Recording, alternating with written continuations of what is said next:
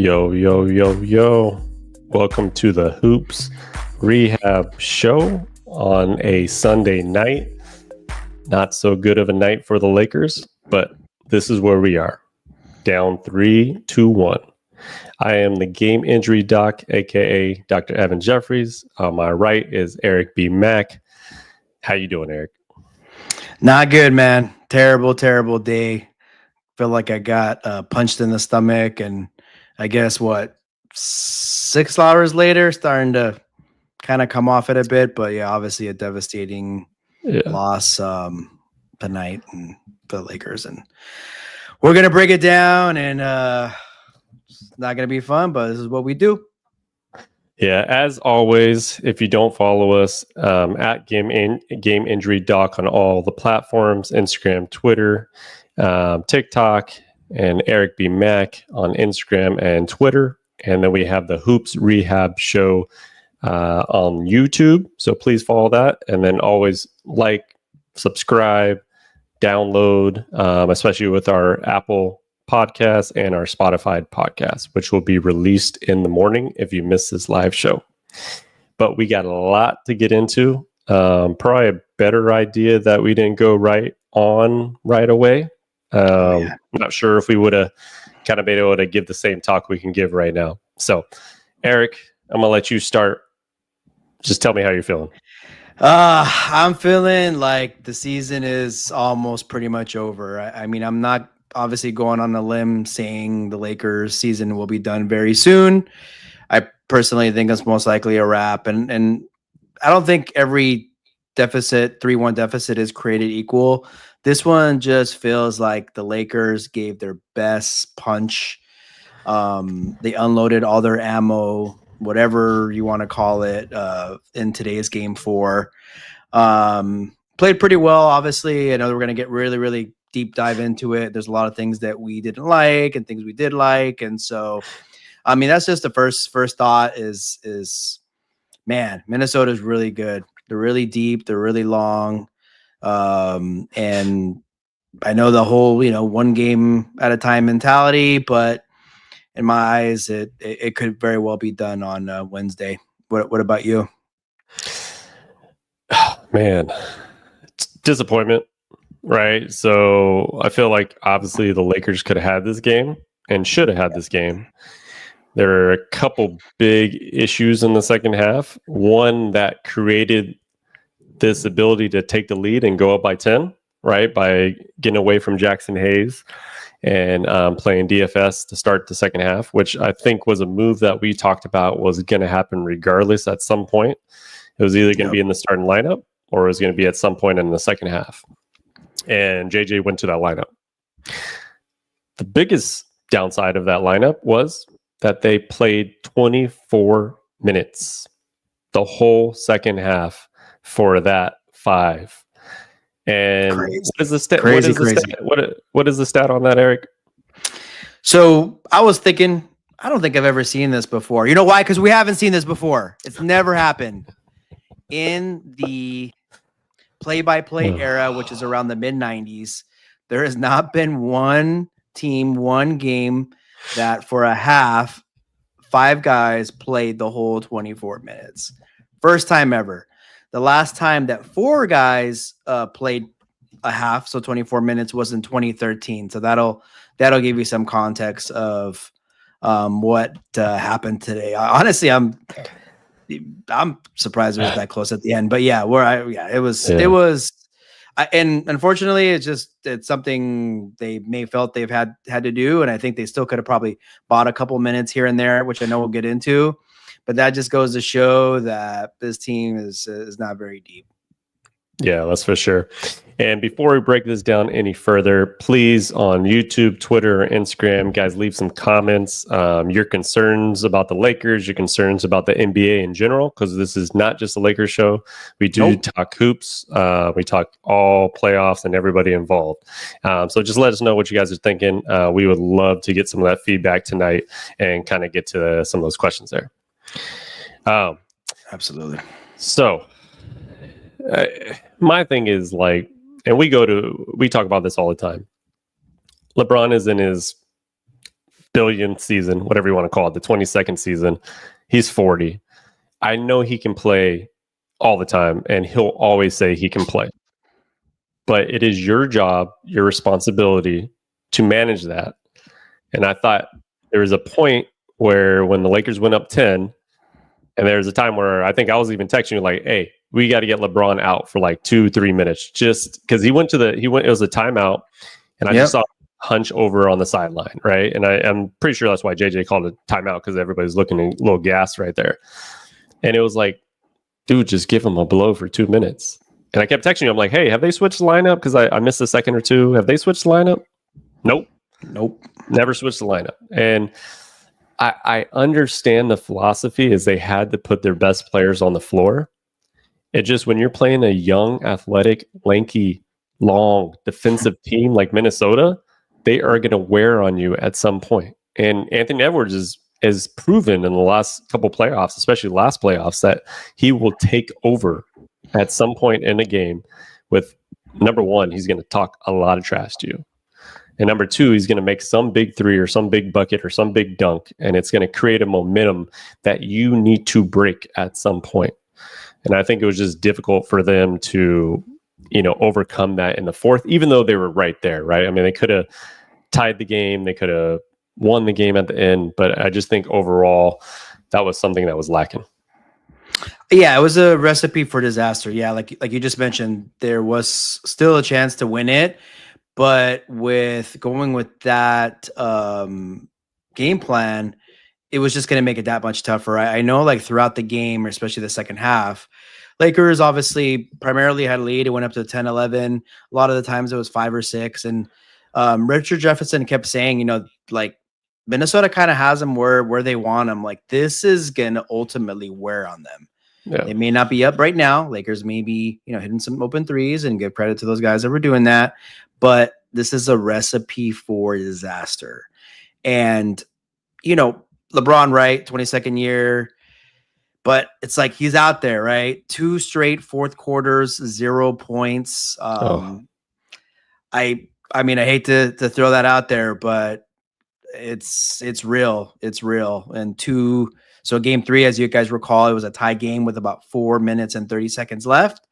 Yep. And then this one had a similar feel. It was obviously a lot closer at the end, but Warriors, Minnesota went on their run. And so, yeah, I mean, honestly, it was interesting because I thought that Jackson Hayes' 4 minutes to start the game were probably his best of the series so far. Yeah. Yeah. And then he got 2 fouls. Yes. And I was a little interested to see if they came out with him in the third. However, you can't really say much about that because they dominated the beginning of the third. So it's like they made the right choice there. But I mean, like you and I were texting, like we were talking about, okay, they got 3 or 4 timeouts. Like if we're game planning on how they should use their timeouts, maybe using them every few minutes, then they really needed to strategize something to get these guys a few minutes below. So, I mean, hindsight's obviously 2020, but I think with that, it could have helped tremendously. Yeah, I mean, like we were talking about before, I thought Jackson Hayes could actually benefit from coming off the bench and then like getting into those minutes where, say into third quarter, start the fourth quarter, and just kind of give some energy at that point. I thought that would have been an ideal time to play him at some point, right? But they chose that they were going to go with this lineup. And like you said, they said this was at halftime, right? That they chose this, that they were going to just ride it. And I think you have to understand, if you want to go that lineup, that's fine. But you have to like be a realist too and say things are happening in a game. And no matter what, you have to make some sort of adjustment. And I think, obviously JJ Redick is a rookie head coach, right? There's no doubt about it. I think he's been tremendous as a coach.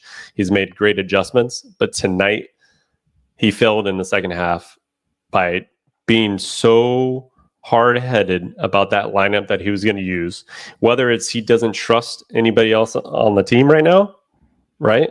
Or he thought, hey, we're going to get 2 days of rest and we're just going to leave it all on the court because we need to win this game. We need to tie it up to 2-2, right? So I just think overall, like he's going to have to live with this decision, and it's something that will haunt him for the rest of this series if they can come back in it. Yeah, if any of you are thinking that Lakers did not think this was a must win, then I mean, I don't know what to tell you because they thought obviously it was because the strategy they went with was like, we have to get this win. And yes, we'll have 2 days off. And now they'll still get their 2 days off. And so they should be fine for Wednesday. But yeah, I mean, it was very true. Like, probably like that first or, kind of rookie head coaching mistake. Like, sure, you had a plan. But if Minnesota had gone up about 10, I would say, you know what, you can't afford to probably sit them because that can go up to 15, 16 and forget about it. Right. Mm. But if you're up 10, 11, again, that's nothing in today's NBA. I totally get it. But that is still 3 or 4 possessions that you can probably buy with these long timeouts that are in the playoffs. Oh. I think could have made a difference. I mean, if you're telling me LeBron has 0 points for 2 games, 2 fourth quarters in a row, like nobody's going to, it's because of he needed rest. This is what I'm trying to say. Nobody's going to convince me otherwise, because I know there's probably a lot of talk about him in the fourth and big games and all that. But I mean, he does typically come up big and at least score a bucket. But so yeah, I think hard lesson learned that you may have a certain game plan, but you got to tweak it if things go right, which they were going right for most of that second half. Fatigue is a real thing. And if you're saying LeBron, who's 40 in his 22nd season, has scored 0 points in consecutive games in the fourth quarter, that would be fatigue, right? So I just think at some point he would have needed a break. And we can go back and forth on this and we can keep going on it. And there's nothing we can do about it. And we're in this whole, and the Lakers are now 3-1 deficit. But yeah, we're just going to have to live with that decision.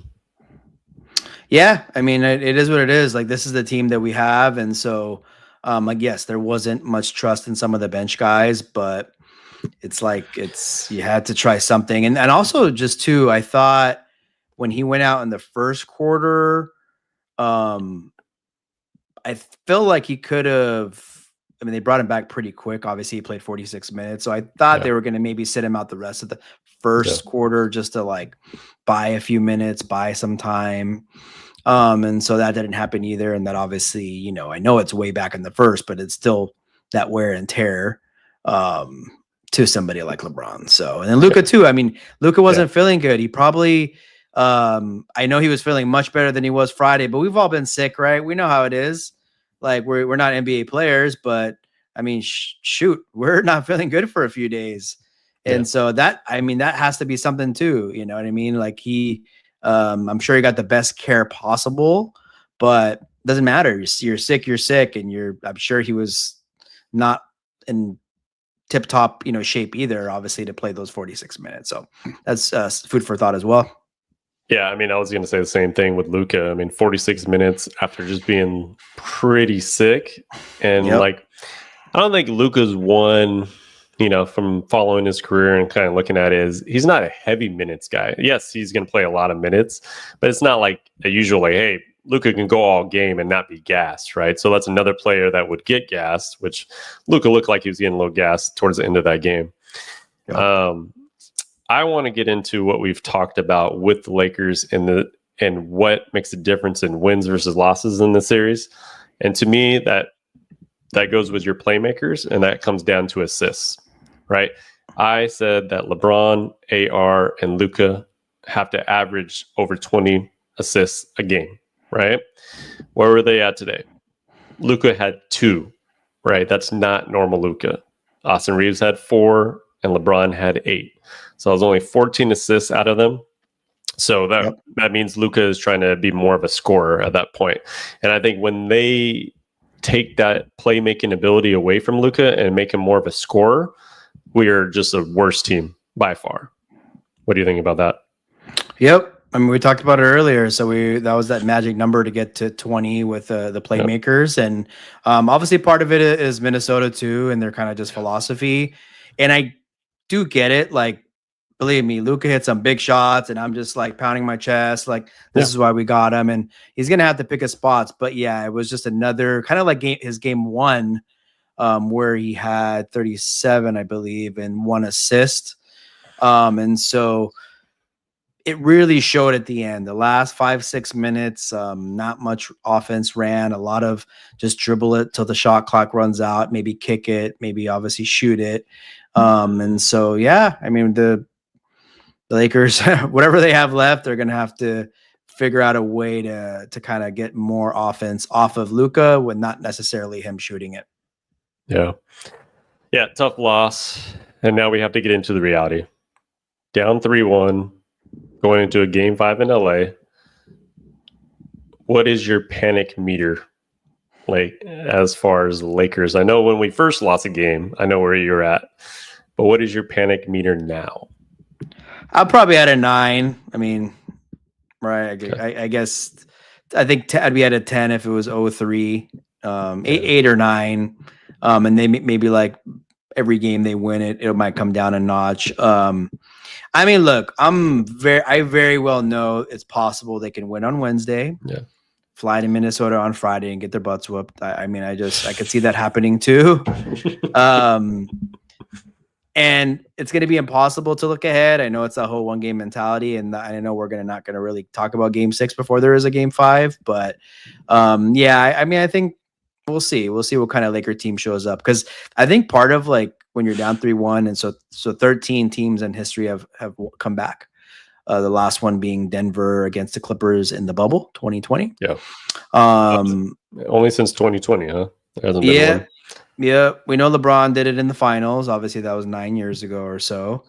So 13 have come back. 22 of them in addition though, however, of the 13 have made it to game 7. So that would be all important because it's in LA. But yeah, what's your panic button at in terms of I guess, obviously the series, because that's what really matters, but yeah, I'm at a 6 obviously, because one loss and you're going the school's out and you're on summer vacay, right? Yeah, so absolutely. The only thing I'll give the Lakers is that they have hypothetically 2 games at home. Right. So you win game 5, which can obviously be a possibility after some rest and making some adjustments right there. Game 6 in Minnesota is going to be the toughest game they're going to play. Like, it's going to be the amount of noise and just like probably amount of trash talking that Ant's going to do, and physicality from Randall, which we didn't even get into tonight, but this dude in the first half was just playing bully ball. Like, and he was physical. He's knocking down threes, and he's making a hell of a difference in this series. So I give him credit for, bringing some of that physicality that I think maybe they were lacking last year, and they made the conference finals. So that, in hindsight, when you think about Cat and Randall, you think, hell no, that's not a great trade, right? Because Cat's just a superior player. But Randall does bring a different dimension, and I think it took them at least a half a year, a good season, to realize how to use him on this team. So I think that game 6 is just going to be brutal for them. But obviously, if they can get through that, they have a game 7 at home. So they have the right format to do it. Mark Williams is not walking through that locker room. And I think when we look back on that trade that we made with Charlotte to get Mark Williams and to give up Connect, who's not even close to coming into this lineup and probably will never play at this point in the playoffs. It doesn't seem like he's going to sniff anything. Nope. Yeah, he's not walking through your door, right? And so we're not going to get any extra big men. We can't add anybody. Alex Lynn's not going to do anything. So, man, just moving forward, even if they were to get to game 7, like moving forward to the next series, they just don't have the depth right now. And so I think that's a huge concern for the Lakers in this series, obviously, and then kind of moving forward.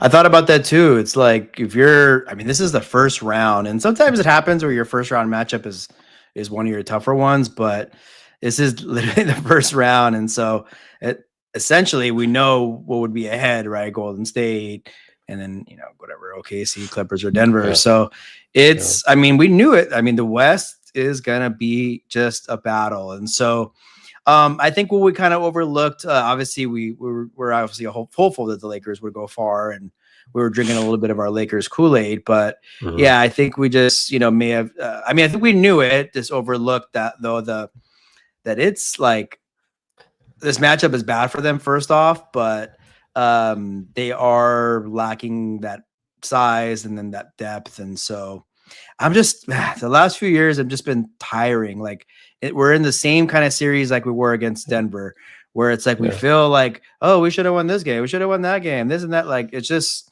no. I mean, they're not doing it. They're not in the fourth quarter when it counts. Championship teams are the ones that come and play. I mean, I don't know if you saw Boston and Orlando today, right? Like it was tight. And I mean, definitely talent wise between those two teams is completely different than, Lakers, Minnesota, but just been the same old story. I know it's a different team, but where we're close. And speaking of that too, it just game one was just terrible. I mean, Lakers were playing awful. And that's it'll bite you in the ass. Like this, like fill it out game. We're going to win game two. I'm sure we'll get one in Minnesota. It'll be 2-2. Like, no, that's not what happened. And so that's something they're going to have to think about too. First thing I thought was like, I mean, we were down to start the series, game one. And when you lose that on your home court, that gives the road team such confidence that they can beat you pretty much, and they know how to beat you. And I think any big team or any confident team, you don't lose game one, right? I mean, if we look at the series kind of now, for the most part, most of them are the winner of game one is kind of dominating the series, obviously, right? So it's, I mean, even look at Denver, right? So they won game one, and last night was just incredible. The finishing dunk with Aaron Gordon, but they're tied up 2-2, right? And you thought they were out, but they won game one, which just helps in general of like, I mean, obviously the stats say it itself. If you lose the game one, you have worse chance to win the series. Plain and simple. No matter how you want to cut it up and everybody, you just need a feeler game and blah, blah, blah. The road team won a game, and that's when the series always starts. And that's what Minnesota did. So there's nothing we can, in hindsight, look back on. It just makes it a difficult series to start it like that.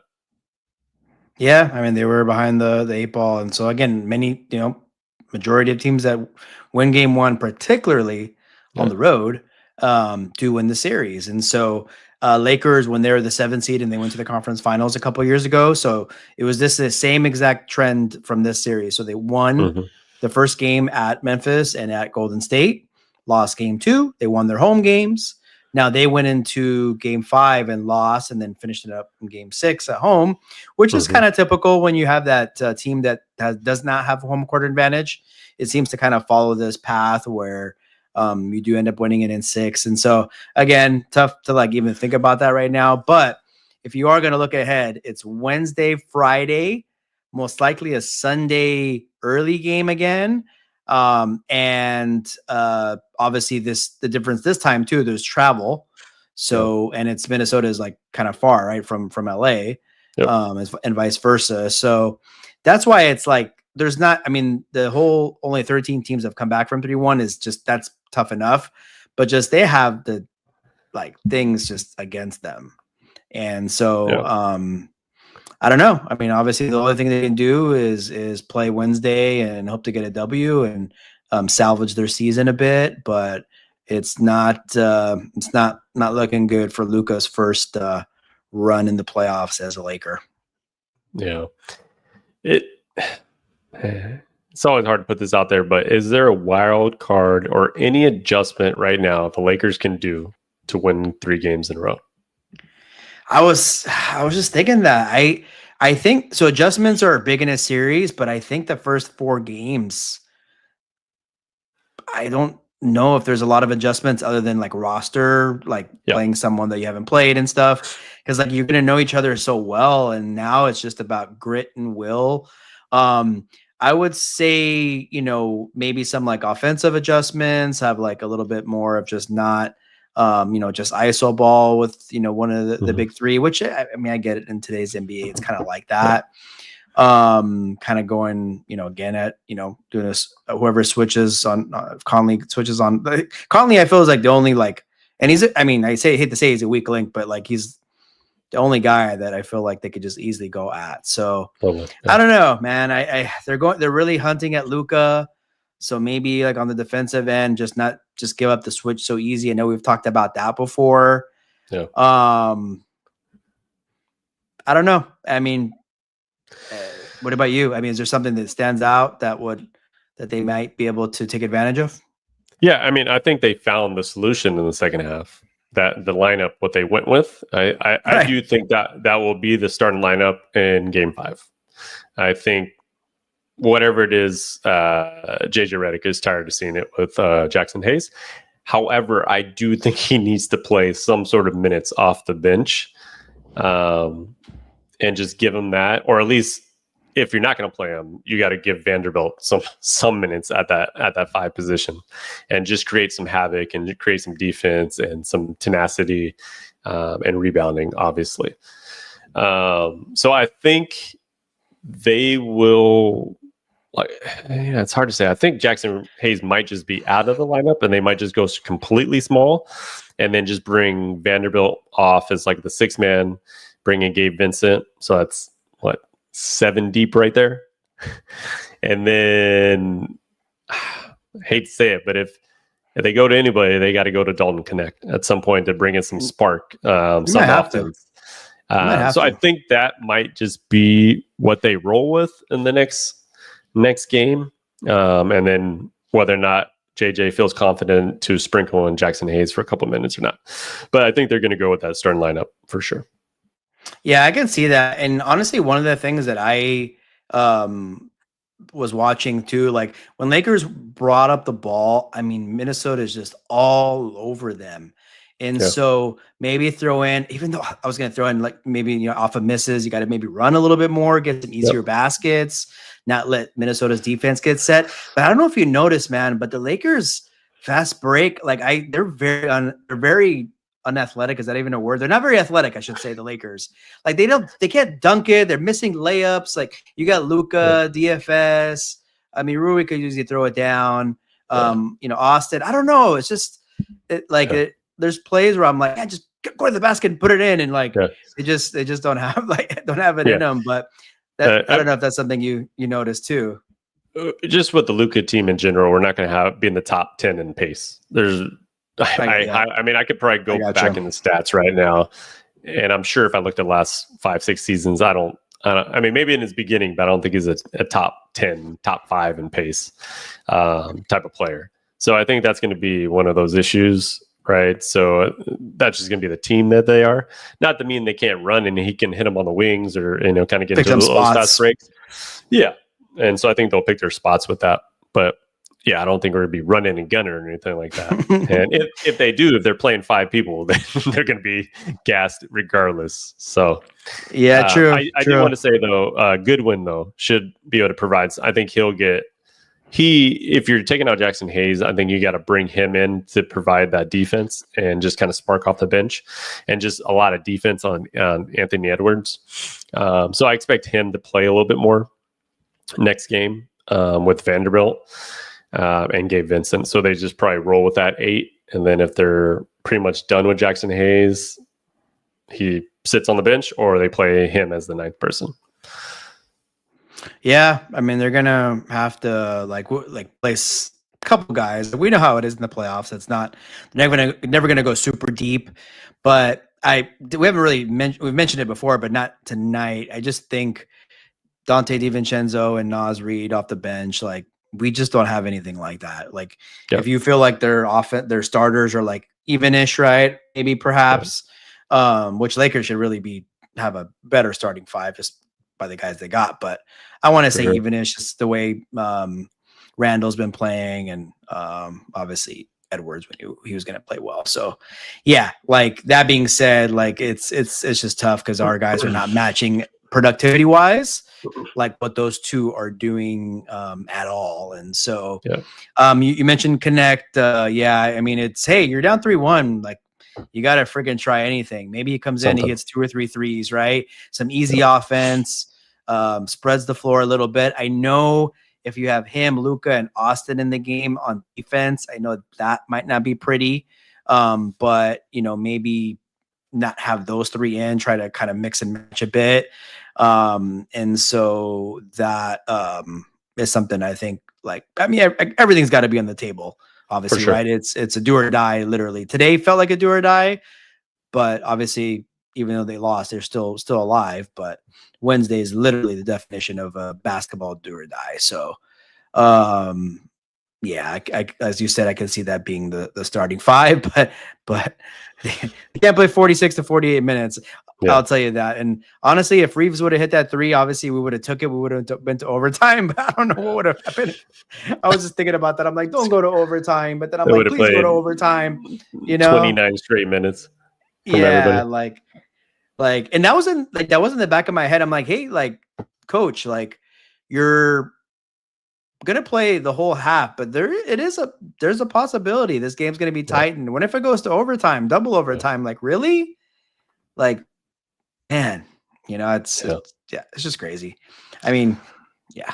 I mean, we can continue to beat a dead horse, but it happened. It happens. Down 3-1. Got to move the game 5, and then see from there. I will get to one comment before we kind of move forward. We got MTB, MJ, terrible coaching tonight. I would say it wasn't terrible. I think the decision to go with the lineup was smart. The terrible part was just that he let him go the whole half. And I think that's something that he's going to just have to live with there. So thanks for commenting in there. And anybody else that has any comments or questions about the NBA tonight, especially with the Lakers, let us know. But other than that, we got to move on and kind of get to a tough subject, I would say, today in the Something Happened Today segment. Damian Lillard, we all know he's made this drastic comeback from a DVT in his right calf. But from the early reports from Chris Haynes, it's feared that he has torn his Achilles tendon in his left leg. So the play was just one of those normal routine plays, but he kind of pushes off his foot, and then you can see the ripple of the calf when the Achilles tears. It kind of shoots up the calf, and that's what you saw in the replay. So based on video and some of the reporting, and I would assume they would do some manual clinical tests. One I was talking about on Twitter was that if you just do a Thompson test, you squeeze the calf. If the foot doesn't point down, it just kind of stays there. The Achilles is torn. So right away. You can get imaging and all that stuff, but absolutely right away. And it's just so unfortunate because he's battled to get back from something that's life-threatening, right? This was not an injury when he was dealing with the DVT. And you got to remember, he did nothing. Pretty much, you can't do much cardio. You can't do much basketball-related activities for a couple weeks. And then it's all right, now it's playoff time, and I need to ramp up within this next week to kind of get to that place. So in hindsight, 2020, things like that, you can say, hey, could this have been a reason? I don't know. I mean, it could be possibly, but we all know that he had to detrain suddenly because of the DVT and then kind of ramp up quickly. And sometimes that's a recipe for disaster. And, we're praying for him and hoping for him that there's some other outcome. But from what's being reported, it seems likely he is out for quite some time now, too. Yeah, it's rough. And yeah, thanks for sharing about the Thompson exam. Because this day and age, we pretty much know that if someone has tore their ACL, their Achilles, it's the MRI is all but just pretty much just confirmation. We know that happened with Kobe, obviously.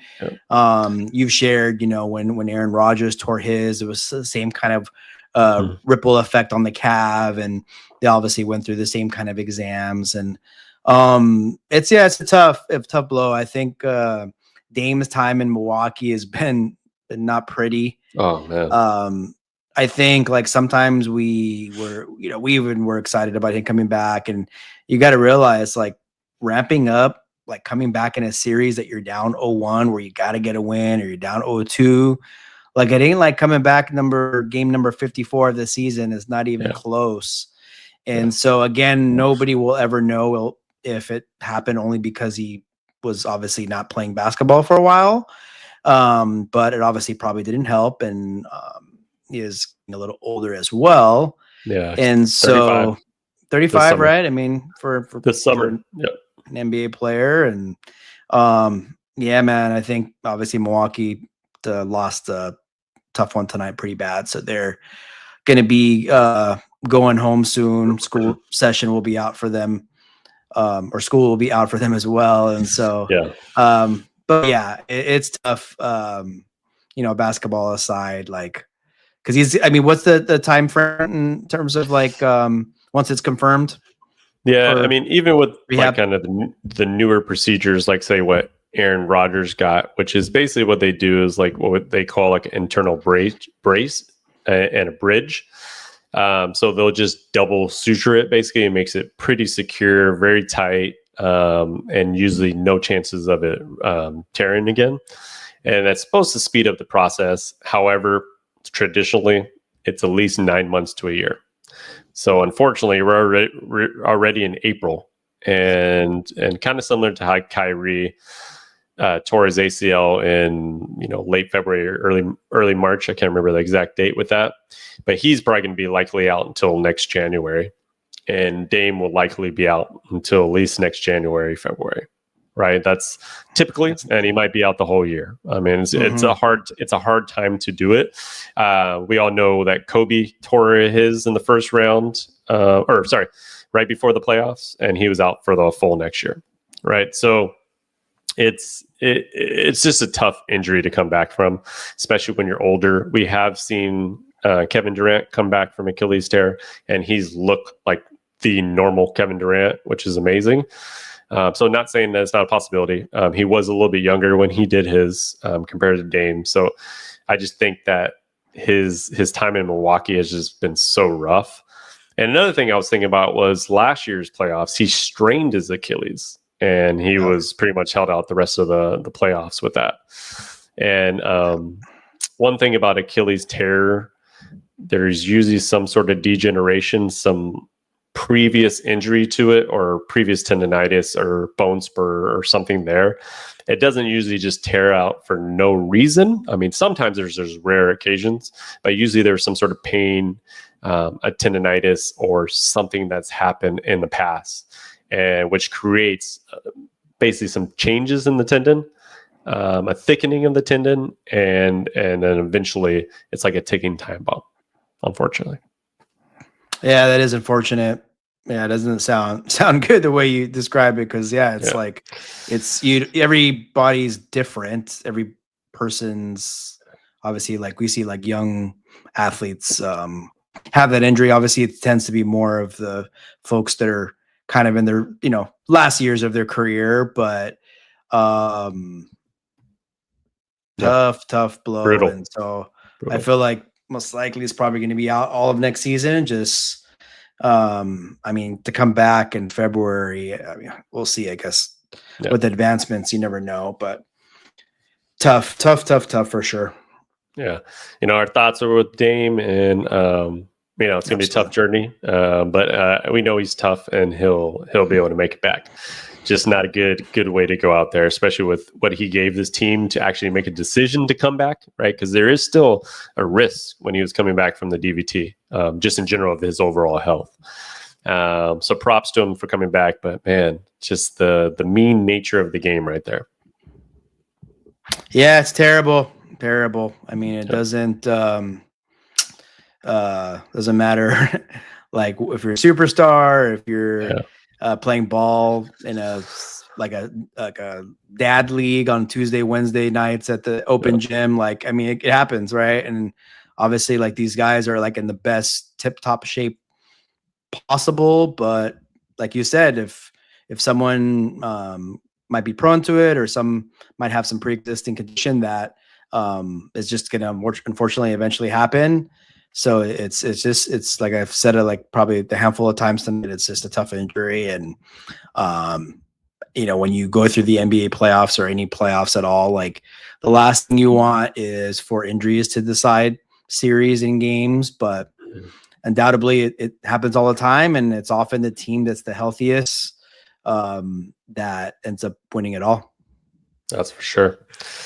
All right, so we'll move on to one of the other better games of the day, and that would be one of my favorite series.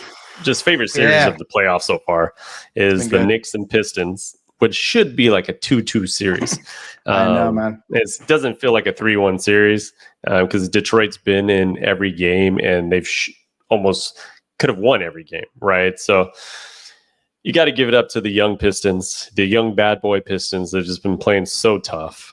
I think what's failing them is their youth, number one, and their ability to close out a game. And the Knicks have been proving in this series that they do know how to close out a game. And Jalen Brunson and Cat were just so big down the stretch, making big buckets every possession almost. And so I think that was the huge difference in the game there, just the ability to close out a game, and they definitely proved that. What'd you see? This series does not feel like a 3-1 series, and it's like unfortunate like that it could. I mean, obviously it goes back to New York, and there's a high probability New York wraps it up. Detroit I think they can sneak in and win a game still, no doubt. But it feels like this had like a 2-2 written all over it. Obviously New York, honestly, New York Knicks did come out real strong.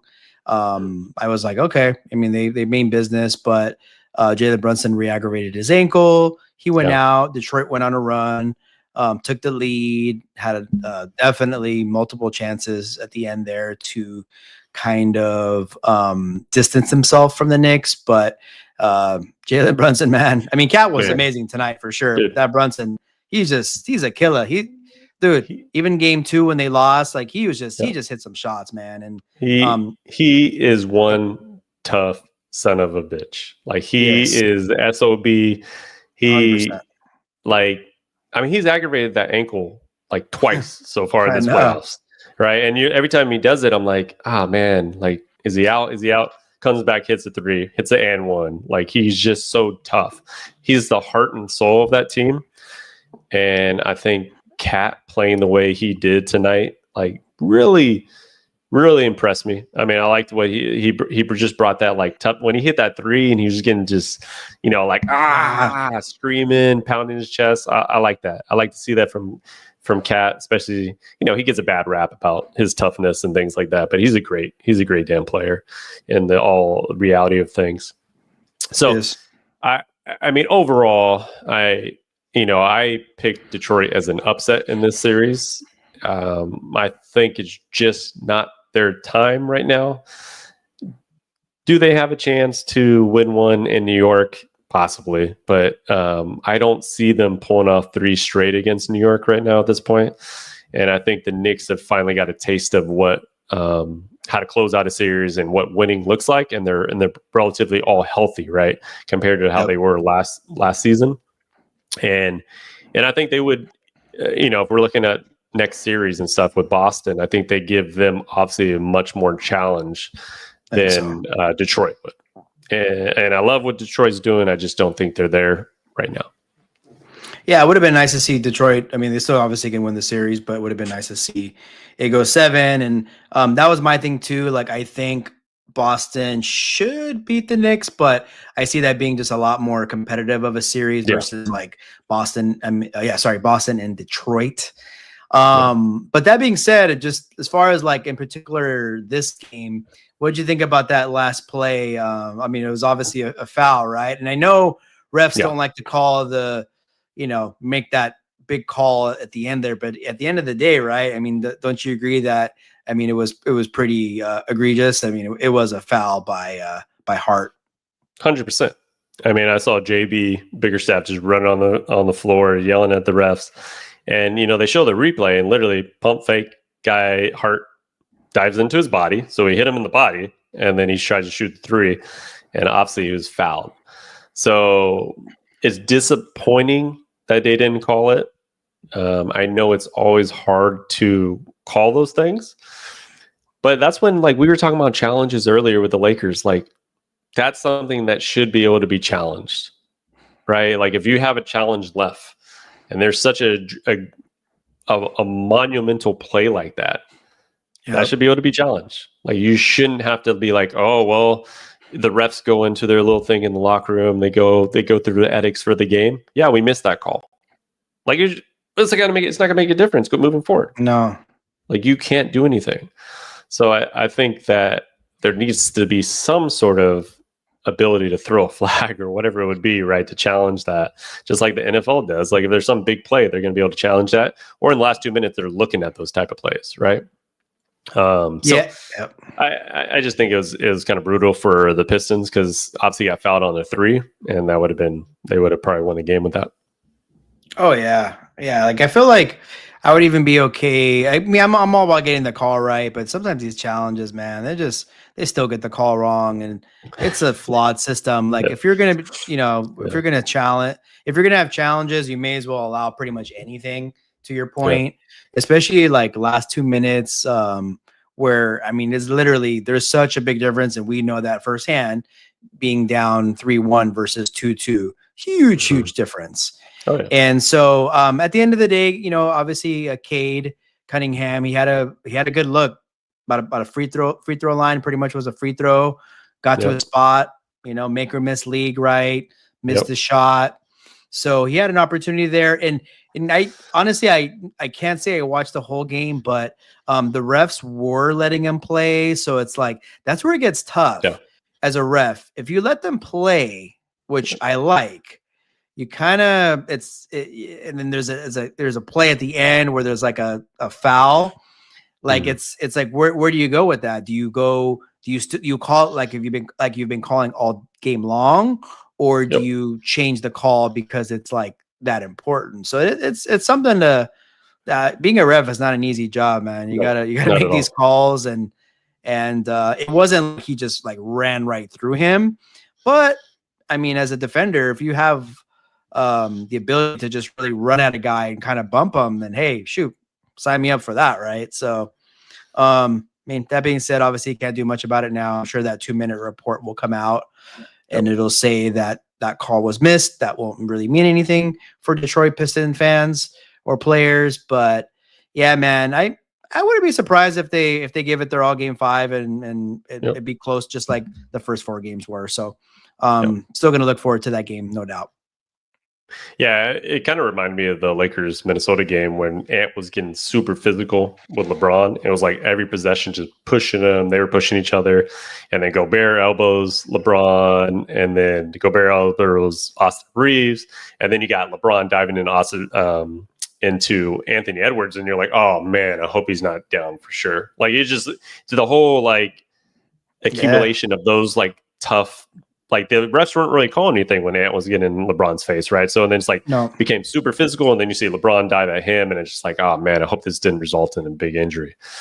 So yeah, that's the risk you take when you allow them to play physical. And as a fan, we love to see the physicality, right? We don't want to see tic-tac fouls every second.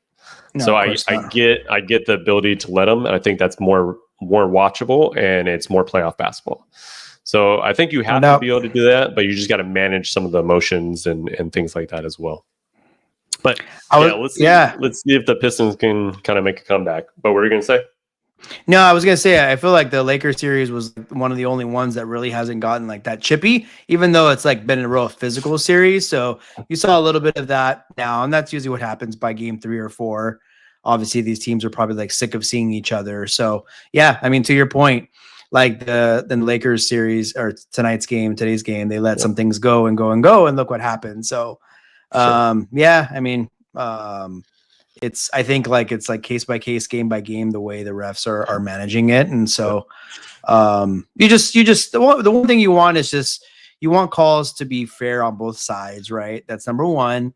And then when you go to a freaking goddamn replay, like the Austin Reeves foul in the second quarter, like, get the damn call right. Rudy Gobert stopped. He didn't stop. Are you watching the same footage that we all saw? Like, he just kept running, and like, what is Reeves supposed to do? I mean, it's just whatever. But I mean, everybody gets their calls. But if you're going to look at it and you still get it wrong, I don't know what to tell you. That's for sure. Speaking of the Lakers, we got a little question here from the King Dynasty on YouTube. Are the Lakers done, or can they come back, fellas? I'll let you start with that one, Eric.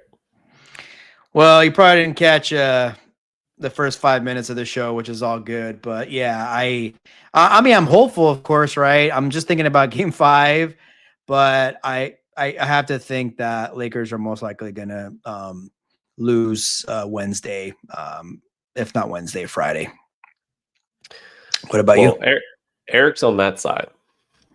I'm in the fashion that they found the lineup that will win ball games, but now JJ knows that he can't run them out there for 48 minutes a game, and they'll bring in, obviously, their bench players and find those adjustments off the bench and play about probably eight deep, with that being Gabe Vincent, Goodwin, and Vanderbilt. And if they can sneak in and connect for a couple of minutes, maybe to knock down some jumpers, that's great. But I think they found that rotation, and I think Jackson Hayes will probably be out of the rotation at this point, and they will win 3 in a row. Okay. Thanks, King Dynasty. I know I didn't probably say what you wanted me to say, but it's just the way I'm feeling right now. But obviously, I'm hopeful. Let's just get game 5 on Wednesday and go from there, right? For sure. And then we got our man Cam Miller. Brunson on one leg. I'm assuming the man, right? So what's up, Brunson is one hell of a player. He's a SOB. He gets it done. Doesn't matter if he's injured or not. He's going to get it done on the daily.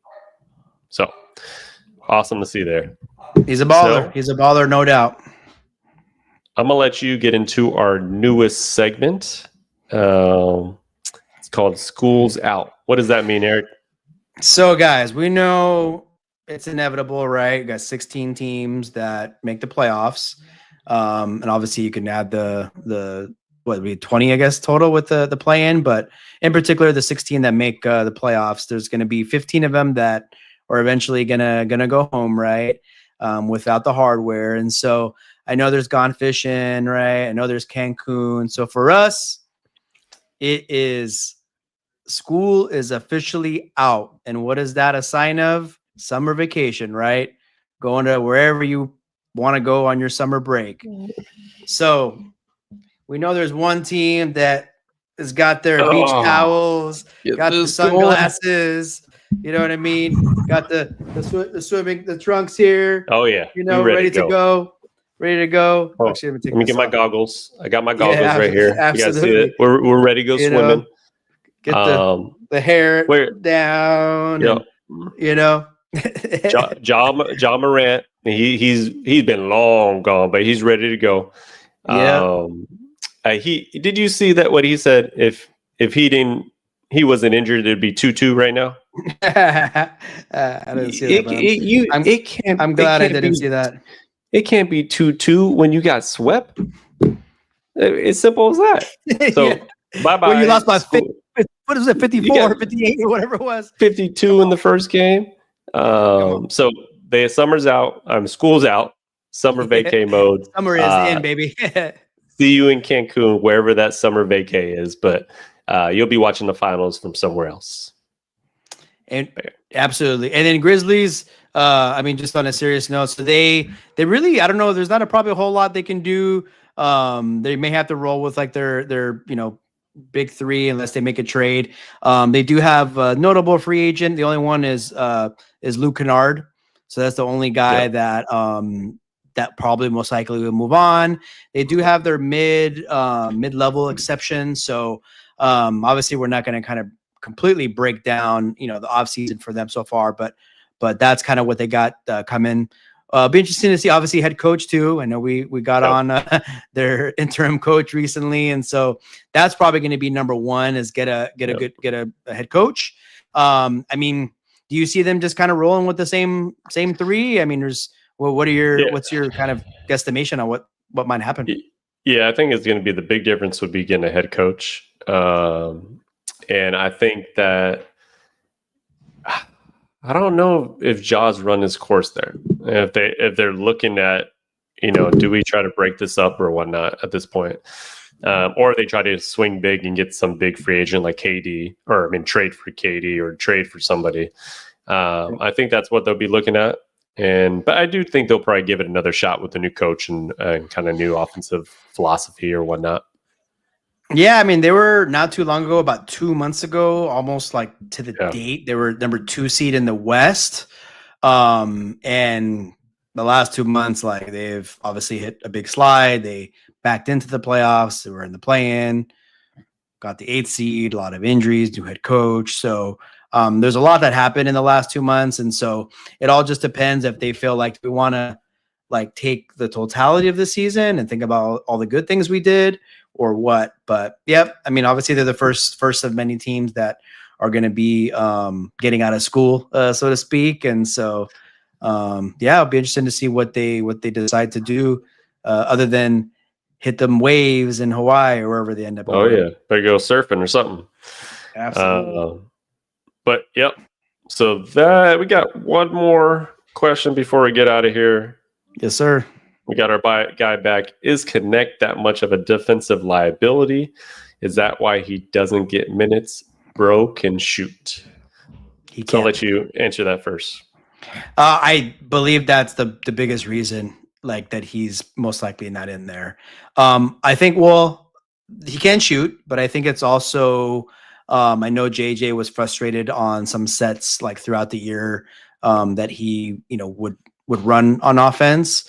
But I think I mentioned it earlier. If you're going to have a lineup unfortunately, with Luka, probably Austin and Connect out there, what you get on offense, you're going to give it right back on defense. And yeah, that's exactly, your question is exactly correct. That's pretty much what it is he is a huge liability. But as I said earlier too, you got nothing to lose, right? You may as well give it a try, see if he can get hot, see if he can get hit 2 or 3 threes. So I'm all for playing him. What about you? Yeah, definitely 99% sure is a defensive liability. I remember there's particular plays that he was yelled at by JJ, especially blowing assignments, things like that. And even some offensive sets that he wasn't in the position that he should be. So I think there's just a learning curve that he is going to have to go through. And then I also think just the trade that they made with him, that has shook his confidence. And I don't know how much trust JJ really has in him kind of right now, and would probably need a full offseason and kind of rebuild that relationship. So I think that's part of the bigger issue right now. But yeah, he can shoot, and we might need a couple minutes out of him just to spark some momentum. Absolutely.